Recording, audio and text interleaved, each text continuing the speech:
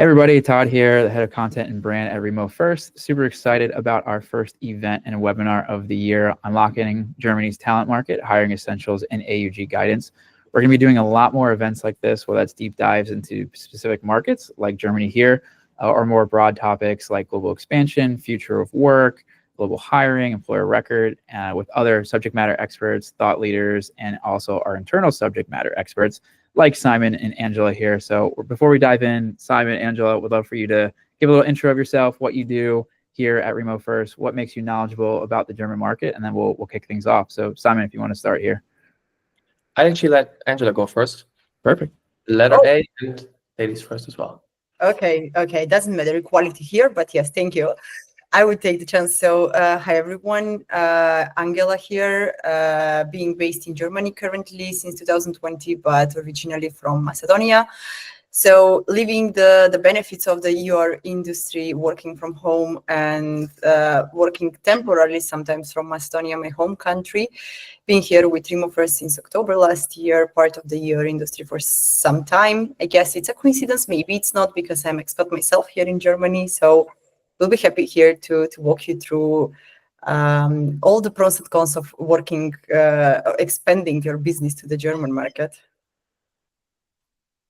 All right. And I think you're selling yourself short because you are like my go-to guy when it comes to any visa questions because you lived through the process yourself. And then maybe to myself, I'm Simon, I'm the head of sales here at RemoFirst. I'm German myself. You probably see this from my last name. That's actually, I have more last names. You're happy to cut them out because they're really hard to pronounce. But I lived outside of Germany for 12 years now. Most of this in Mexico, actually. And I just moved back to Spain, back to Europe. But this gives me, I think, a good perspective of a German that lived in other countries for a really long time. So I feel I have a vantage point when I can start comparing both countries in terms of labor legislation, and especially in work culture, because it's something we're going to talk about later. That is really a topic I like to talk about, and Angela as well. Awesome. Well, thanks, guys. Yeah, and we're super excited you're both here. I definitely need the help navigating the knowledge because there's so much information to know about the German market, and I think it's a lot of reasons why we have customers and companies that come to us for the specific market. Before we get into some of that, I wanted to share this slide. So I've been pulling in a lot of data from our last year of where companies are hiring, where they're looking to hire. We're going to be releasing a lot more of this information and research and data very soon. But one of the reasons we kind of picked this topic too is I noticed that Germany was number 4 out of the top 10 companies or countries that companies were hiring in. For me, it was a surprise. I would have thought 8, 9, 10, definitely would have expected in the top 10, but maybe for you, Simon and Angela, that you would have expected this maybe to be higher up like it is. But for me, still learning about this market and kind of the different countries and cultures out there and where people are hiring, I was pleasantly surprised to see it in the top 5 there. So I thought that was cool. Just wanted to share this little kind of tidbit, and it was kind of why we started thinking about maybe this should be a topic we wanted to kick things off for this year. Any color or anything else you wanted to add before I kind of move on here, Simon or Angela, just on this kind of data here? I would like to ask Angela something. Like I see this from the sales side. Germany is super popular right now, especially from companies within Europe, and also we got some good business from the American companies. And many of these roles are either sales or engineering, and many of them really praise the work culture. I think it will be a little bit weird if I go into this, so I really want to see Angela's perspective of what do you think European companies are so interested in German talent?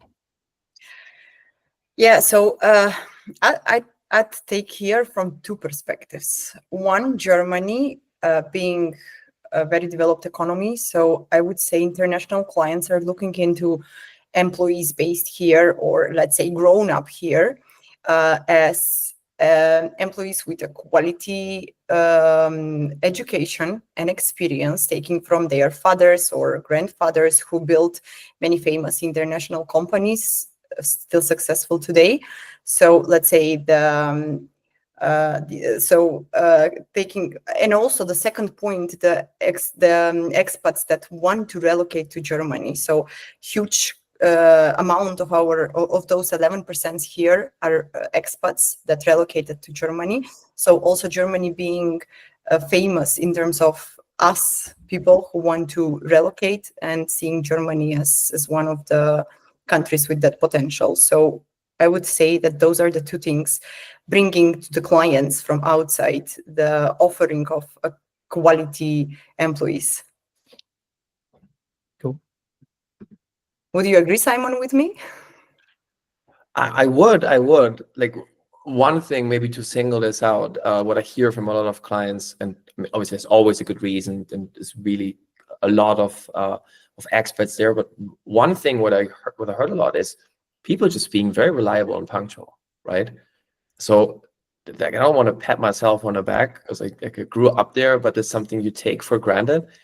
If you come from other countries, Germans are known, and I think they fill in the stereotype of people that are maybe not the most fun people in the world, but they are on time and they're really reliable. And this is something what companies look for when hiring. I would really love to deep dive there, especially in this light. I would really love to comment my view on this, on how Germans are. Germans a little bit. There's no problem. I can take it. Yeah, great. Yeah, so we wanted to talk about why hire in Germany too. I think for people that are listening here, it could be that this is the new market they're looking to explore. Maybe they're just curious or just trying to figure out how to navigate, or maybe they're just ready to expand globally. Maybe Germany is just something that piques your interest. So Simon, I'm kicking this over to you to start here. And of course, Angela, feel free to jump in. You know, we kind of hinted a little bit, but like, why should people be focusing on Germany? What makes it so attractive? Why should companies consider this in 2025 if they're looking to expand or kind of find new talent to bring into their world? We have a list of things here, obviously, but feel free to riff on however you see fit. I'm just kind of curious from that perspective. Yeah, absolutely. And many of the things that we cover here, we less from research and more from real examples we have from clients, because every time we ask clients why they hire, we get this information, right? Strong economy, of course. Germany is an extremely interesting market for many. It's kind of this economy that is, I wouldn't like to say too big to fail, but there's a lot of good industries going on. Germany used to be the export world champion. They kind of play it back and forth with China, but definitely doing business in Germany has a very high upside, right? And the second point that you put there, Todd, and this is something I realized myself. So I have 2 degrees. I have one in Germany, and I have also a Mexican degree, right? Not necessarily saying that the Mexican degree was more difficult or easier than the German degree, but German universities and higher education facilities, they need a lot of autonomy from students, right? So while in America, maybe just take Mexico, Canada, and the US, where you have a lot of assignments and you have to deliver things, in Germany, it's kind of at will. Like, you can go to university, you don't have to, right? You can show up, you don't have to, because it's publicly funded. So they make sure that only people who are smart enough to get through it, and also people who care about what they're doing. Like, German engineering degrees are extremely hard to pass, and if you pass it, you show the world that you're doing something well, right? Myself, I did a marketing degree. I would put this more into the easier categories, but there's something that is just true. Like, German engineers are world class just because it's so difficult to pass university, right? Then on the whole import-export situation, which is honestly is a smaller part of EOR, it's so central. Germany is extremely well connected with railway systems, a lot of good airports. We have access to the North Sea, right? We have a very good channel and river system. So a lot of goods go through Germany, are imported via Germany if they don't come through Rotterdam. So it naturally attracts business and kind of this auxiliary industries that are around it, right? The manufacturing sector. Have you guys ever heard about hidden champions? No. So this is a concept in Germany that was born around the 70s, late 70s, beginning of the 80s, where you have companies that if someone would tell you, you wouldn't know what it is, right? But they produce products which are in every single thing. They basically have monopolies, right? They produce just this one single thing, which is important for the whole world, right? I remember in high school, it took us to this super tiny company. Like we hated going there. It was not cool at the time. But basically, they produced, you know, when you close the trunk of a car and it makes this really satisfying sound, and it is, oh. There's one company in the village I was born in Germany that produces this part, and they have 80% of the world market on it, right? This small, tiny company, millions of dollars, right? The same owner since many years. So our industry is made up of many of these companies, and they might not be as famous or as sexy as other companies, but they obviously attract a lot of investment and a lot of really, really good talent, right? And then for the next one, German's multicultural society. Angela, you're one of the success cases for Germany for immigration. Why don't you take this one? Yeah, actually, I would say that let's start here. Why Germany attracted me to relocate here. First and foremost was because of the easiness of Germany getting internationals. So the visa process and all those struggles. So Germany makes it easier than other countries. So I was like, when we were planning relocating with my husband, first it was family reasons. My sister was here, but then second of all was how easy it is to get in that country, considering we have non-European passport. So yeah, definitely Germany is still expat-friendly country and makes it easier and more accessible for expats to come and immigrate here from, even though the bureaucratic system is big here, but let's talk about that later. Still, Yeah, for expats is possible. Yeah, exactly. All right. Todd, should we skip to the next one? Yeah, let's do it. Good stuff. So German work culture. So no, Simon, this is something you wanted to touch on too. And I think it's important too. I've heard over with other customers and just having conversations with other global expansion experts. A lot of times these companies are taking their own local approach and trying to adapt it into a new market. And a lot of times it fails because every culture is a little bit different, how they view work, how they view companies, how they view the economy. So I think it's important for companies and anyone listening who is going to be potentially expanding into the German market or anywhere really need to understand these kind of nuances about the culture. So I'd really love to hear the perspective before we kind of dive into some of these labor laws and the AUG license a little bit further. You know, what can people expect from the German work culture, and what are kind of the shortcomings, the good things, the bad things, whatever you want to share.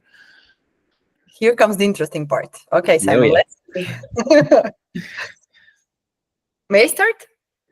I definitely want you to start because I want to hear your experiences first. Great. So do you remember, Simon, when I shared with you our internal country guide about Germany, and what was your reaction for some of the parts there about the German culture? Yeah, I remember exactly what you commented on. Actually, one not non-work related, but can be work related as well. Birthdays. Definitely don't say happy birthday to Germans before their birthdays. They'll get offended. They think it's a bad luck. So that applies to work as well. That was the one that caught Simon's eye. And it was very interesting when I moved here. But yeah, so work related, what I would mention, the characteristic of Germans that I really love is them being precise and concise. So this is something I didn't like at the beginning, I must admit. I'm coming from Macedonia, where people are, let's say, less precise because they think they are going to offend you if they're direct and precise with their words. So we are always trying to go around when we are saying things, so in order not to offend the person. But opposite, when I came here, I realized that when person is direct and precise with you, it's not offending, actually. It is respectful, and you are getting exactly what you need to know without the person walking you through forests and mountains until they reach the point. So that's one thing that I adopted, maybe consciously, maybe unconsciously, but I adopted it until some point. And I like it so far. So I think that's one very good characteristic for the German work environment. Yeah, absolutely. And I like how you, what you said in the beginning, that this is a typical between a high context society, maybe, which is Macedonia or many of the ex-Yugoslavian countries are similar from my experience, and especially where I worked for a long time in Latin America, where you have a lot of high context. You say something and it could mean something else, right? True. Or a yes means a yes, but I'm not going to do it, right? This is something Germans, and please cut my fellow Germans some slack, it's we don't understand it, right?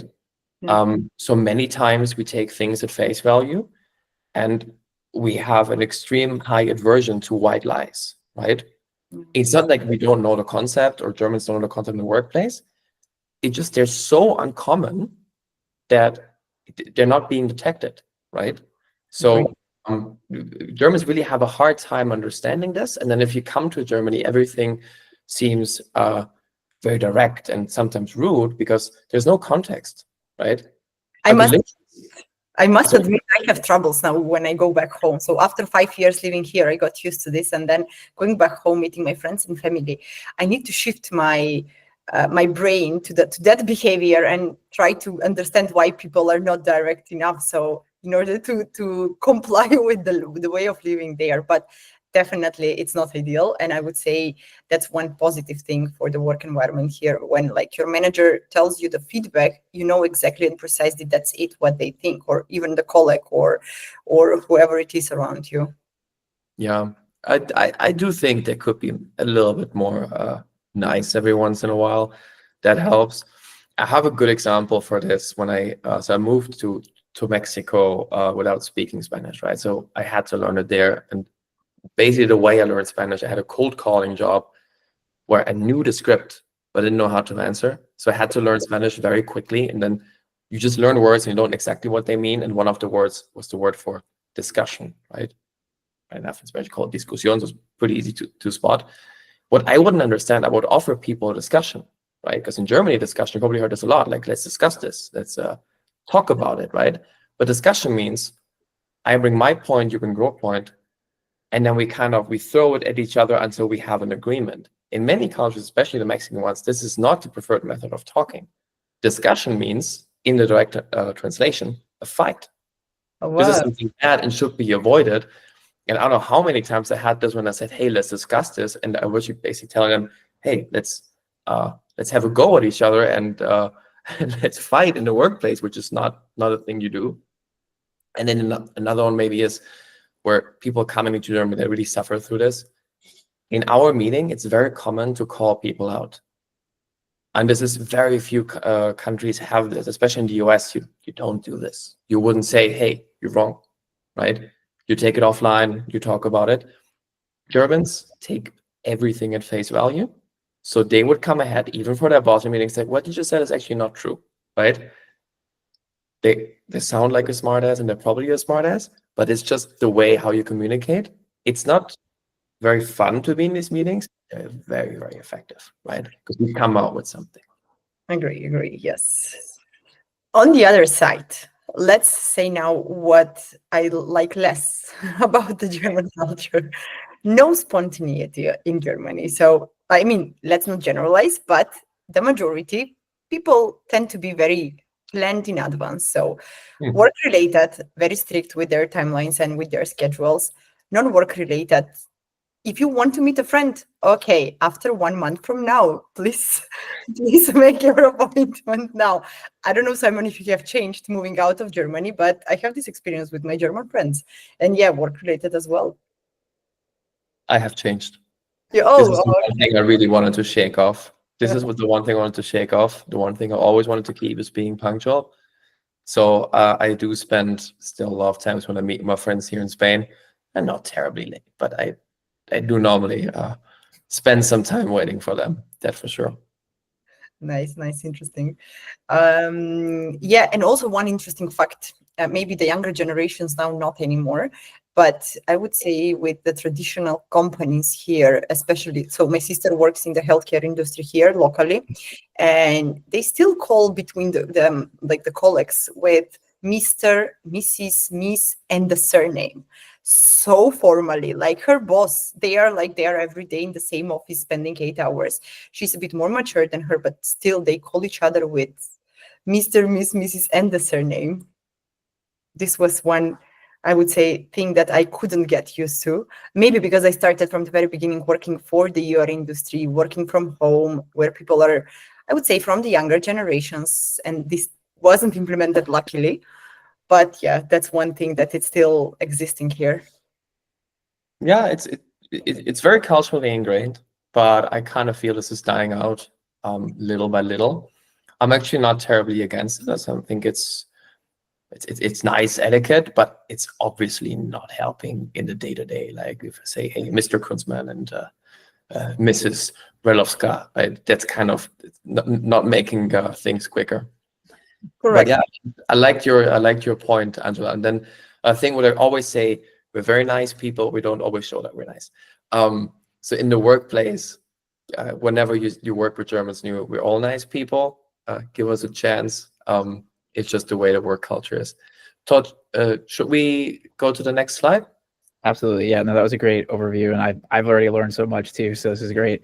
So yeah, I want to dive in obviously to the labor laws and things. I think this is one thing I've seen. And we actually just had a conversation with the HR lead over at PandaDoc who had brought this up too. And one of the reasons they chose to work with RemoFirst was also to help navigate some of these and hire in the German market. So again, like kind of this more conversations coming up around Germany. So I thought it'd be good to kind of explore a little bit about some of the common laws that companies would face when they're considering hiring in Germany, and then we'll kind of get into that AUG a little bit as well. So Angela, I'm assuming this is the one that you want to kick off a little bit, and then of course, Simon, feel free to jump in as you see fit as well. Yeah, okay. So there's a lot to talk about the laws in Germany regarding employment. Let's mention the most important ones, or the ones that were on top of our mind when we prepared this presentation, which is the working hours or the working time. So in Germany, Simon may confirm that it's strictly respected that. So 48 hours is the threshold for the full-time contract in Germany. But going to the last point number 4, the strict working times, the overtime is something that is strictly regulated in Germany. So in case an employee who needs to work an overtime, it should be approved, it should be observed by the management, and then it should not be ignored after it is acquired, let's say, but a day off or a payment in lieu should be provided to the employee. Which is, I would say, still a thing. It's not very regulated in many countries, or at least it's not overseen. Yeah, I actually think this has like a good side and a bad side, right? The good side being, and actually when you mentioned 48 hours, that's kind of the legal maximum. You would have a hard time finding anyone on these contracts. It's very common to be 40 hours, or even now the majority is actually going down. A lot of the larger companies go down to 37.5, or maybe just 4 days a week. Germany is really doing big steps on working less and achieving the same result.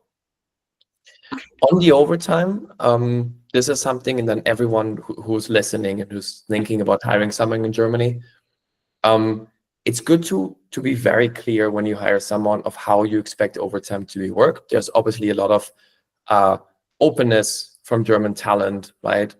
No one is really stuck up with the law, to be honest, right? If they say, if I work an hour more, that's not the problem. The important thing, and this is also one of the things to choose an EOR who has two things, right? Who has local expertise and who has the correct license to make sure that both parts are briefed, right? You have to have a training to make sure you do overtime right, because this can be something extremely sensitive. If the authorities think that you're actively manipulating overtime, or you're having people work more without compensating for them, this is a real offense, and they do really check, right? That doesn't mean that people stop halfway through an email when they work. But the most important thing is that overtime is not allowed to be taken if not approved by a manager, right? Yeah. So what I would suggest anyone working with a German to be very clear, if you would like to do overtime, ask, right? Yeah. Ask before, and then I just say yes or no.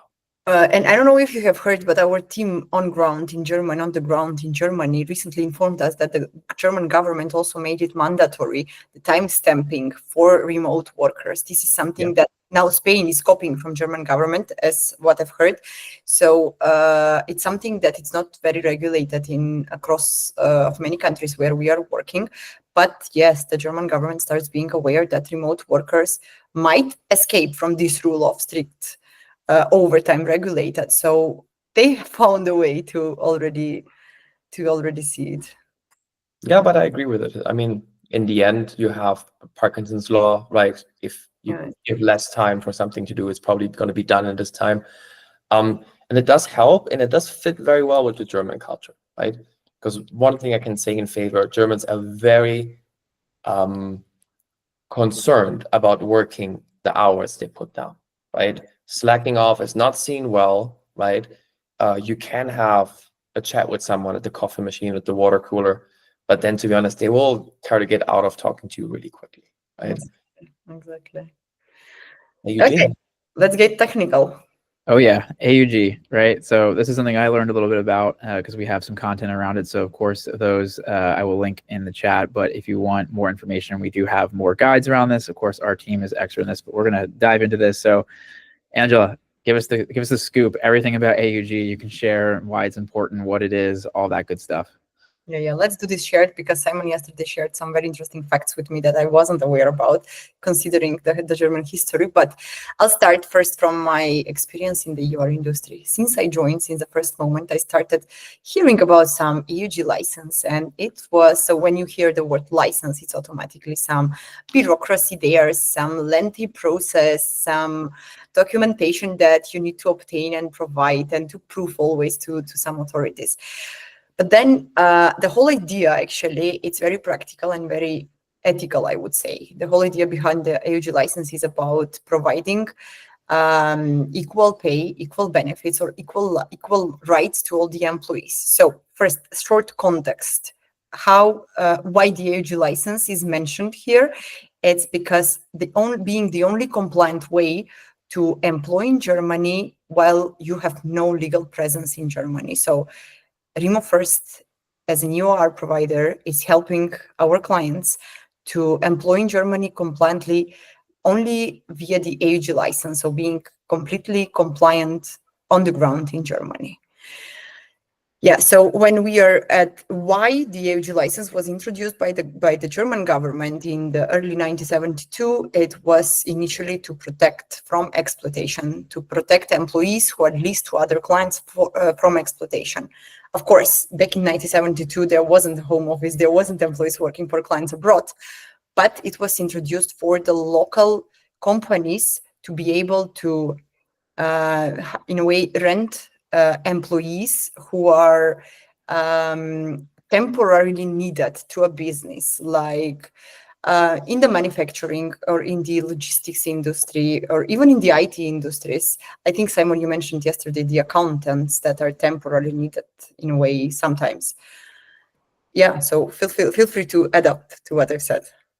Yeah, absolutely. So if we think about 1972 and this little bit further step into the history of Germany, we had what's called the Wirtschaftswunder, when after the war, especially West Germany was developing extremely quickly, and we had a lot of the industries reactivating, a lot of new industries growing, and Germany was a really hot market for everything, right? So what happens if you have an industry that's kind of new or reborn? Companies had a hard time planning staff demand, right? So what happens, what's called a Zeitarbeitsfirma, which is timed worker agencies start coming into the play and starting lending out workers where they were needed most, right? First, manufacturing, completely right. If you have a lot of demand, manufacturing whatever product, or you have seasonal demand, for example, you have demands in summertime, you have the Christmas business where you now need a lot of workers, more warehouse workers, or people who just help around. And then this whole thing started bleeding over into other businesses that, hey, we need some more hands on accounting to close up the year. Why not just lend some help, right?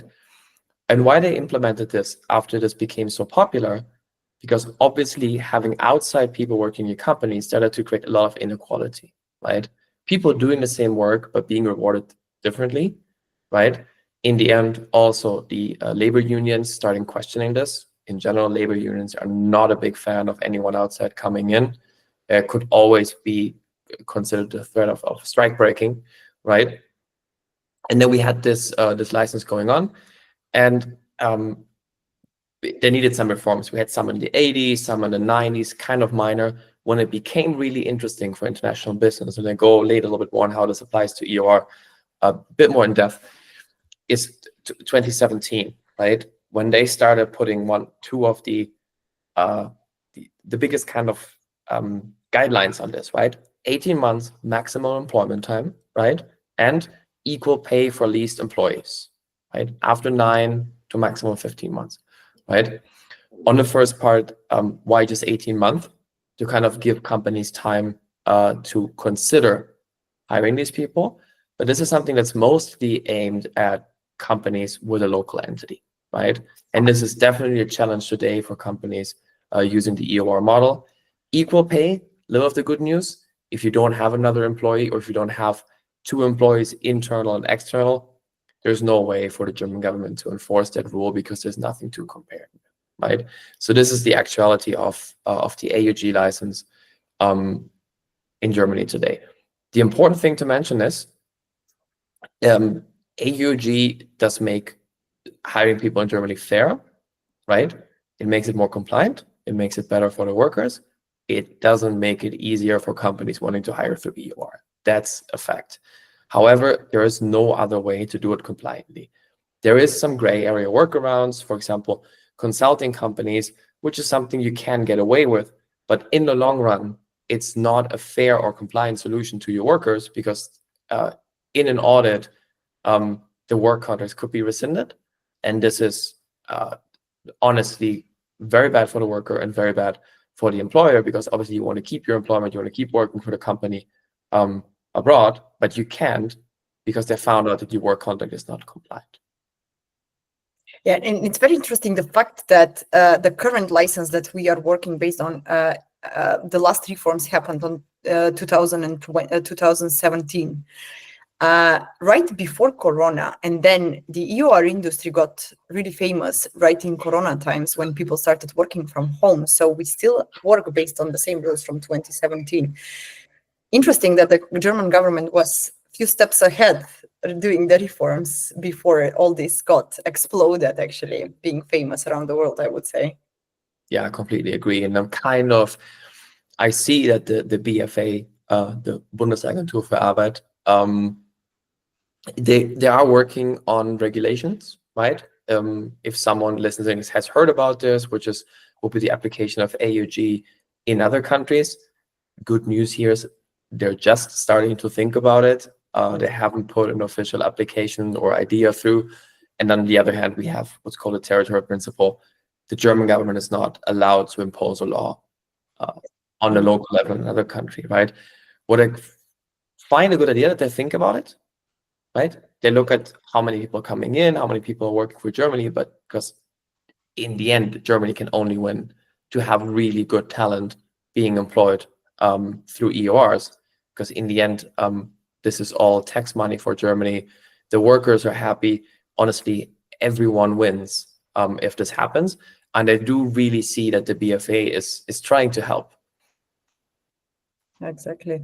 Maybe, Simon, it's important that you translate the meaning of the AUG, which is Arbeitnehmerüberlassungsgesetz. So We said that so well. Good pronunciation. So it's called the law to transfer labor or workers, right? To take over in a way, no? Überlassungs, no? To take over. It's kind of Or to transfer. just letting you have it, right? Yes. Kind of, it's a bit of a weird translation, but in the end, it's the law that regulates leaving someone with your worker or your labor. Exactly. Okay, great. Awesome.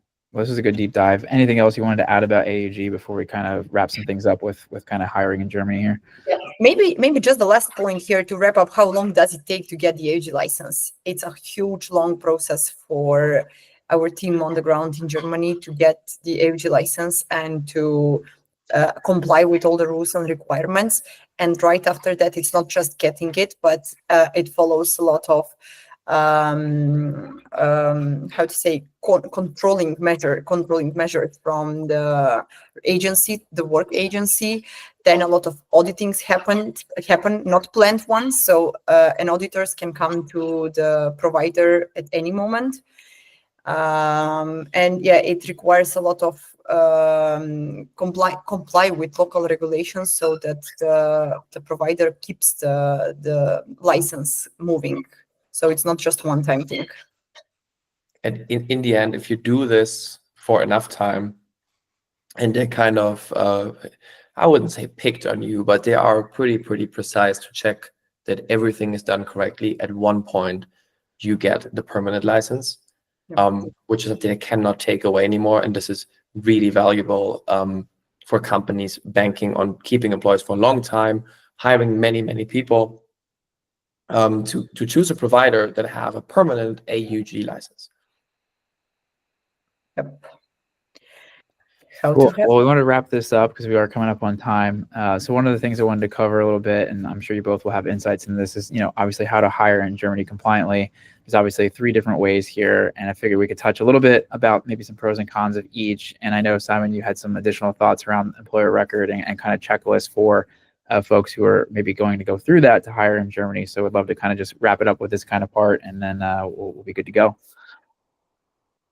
Yeah, absolutely. So there's more than one version. To be honest, we are an employer of record company, so obviously we're gonna recommend this, but then in all honesty, there are some other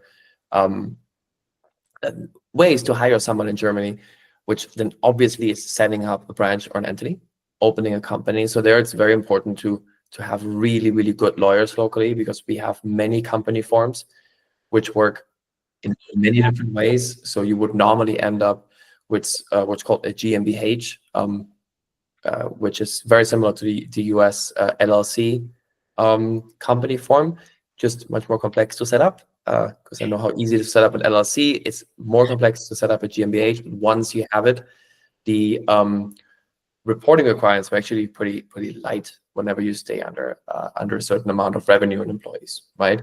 So this is something you can do. The only downside for this would be it takes a very long time. There is many mistakes that can be done. So this is why having a good lawyer, a good accountant, and especially a local HR team is an absolute requirement. If you open a company in Germany, you have to have a local HR team that takes care of this.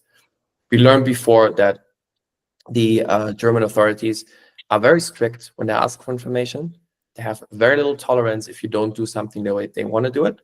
So when you open an entity, normally when we say the critical mass is reached when you have already 30, 40, 50 people. So normally the amount of people when you hire at least 1 or 2 HR reps, then it makes sense. Anything before, especially in the beginning, employer of record is very recommendable, to be honest. Why is this? You can hire people in normally a week. RemoFirst does it in a week. Other providers might need a little bit longer, depending on this. So you can have people start working for you, right? What we helped a lot of larger companies with is start with EOR, start hiring, right? Build out the hiring plan based on the experiences you have with your first employees. And whenever you have a really strong vision on the future of what you want to do in Germany, start the process to build your company, to create your entity. And then what we do in the accounts team here at RemoFirst, we help our clients eventually transfer employees over to entities whenever they're created. And I would add here, for all the clients willing to set up a branch or entity in Germany, they should be ready to face with the German bureaucracy. And let's be honest, Simon, Germans are proud of their bureaucracy. Yeah. It's someone kind of described it like like these corn mazes. So when you look at it from a top, it kind of like you would know, but once you're in it, it's really hard to see where to take the next turn. This is how the bureaucracy is. People are generally very nice about it, but it's very hard to do things right from the first time. This is why I said, if you want to do it on your own, that's commendable. But in any case, I would recommend, for the sanity of everyone, get help before you start. And don't try to tackle this monster of bureaucracy on your own, because Germans are not very forgiving with this. Exactly. Awesome. Anything else you guys want to add before we wrap this up? Maybe just an offer if anyone has questions about this.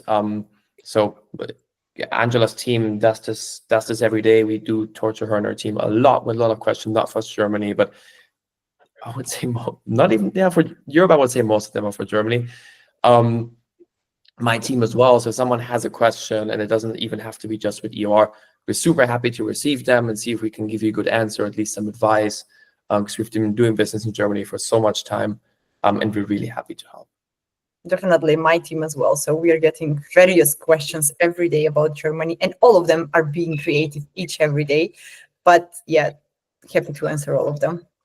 Awesome. We'll wrap things up here. Thank you both for being here. This is really good information. Again, if you need help or you're looking for more information, you can reach out to our team. You can schedule a demo at remofirst.com. You can join our newsletter, which we also are going to be covering a lot more of these events and topics. And we do have guides and information on our resources. So if there's more information you're looking for around the German markets or any markets, we have it covered.